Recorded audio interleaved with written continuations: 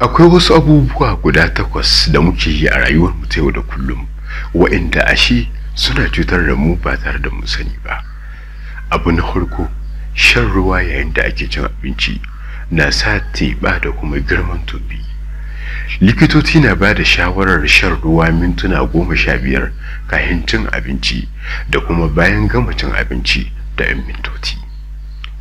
Abu na biyu, yin bacci ba tare da an wanke kwalliya ba na sa fatarki ta rika takurewa da kuma hitowar kuraje a huska.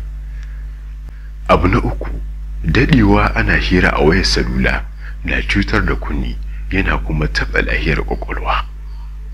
Abu na hudu, ɗaukar tsawon lokaci ana kallon talabijin ko kuma wayar salula na sa kasala da mutuwar jiki da kuma ciwon gaɓoɓi yana kuma taɓa lahiyar idanu. Abu na biyar, rashin shan isassun ruwa a ini yana hana jiki gudanar da ayyukan shi yadda ya kamata.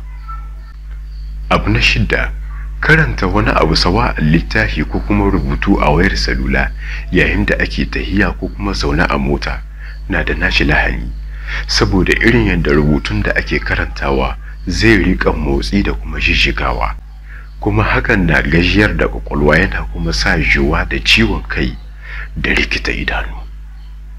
Abu na bakwai, wanke haƙora dab da gama cin abinci da buros na jima dasashi.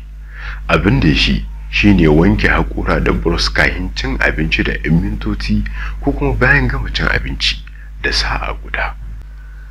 Abu na 8, wanka da ruwan zahi da sahi. Wanka da ruwan zahi da sahi na sa kasala da kuma mutuwar ciki, yana kuma sa mutum ya ƙara kwadaituwa zuwa ga sake yin bacci. Da fatan ka amfana, kima ke karu da wannan bidiyon. Don ganin ire-iren waɗannan bidiyoyi masu amfani sai ka yi abone ko kuma subscribe. Suna na Faisal Shitu. Na gode. Assalamu alaikum.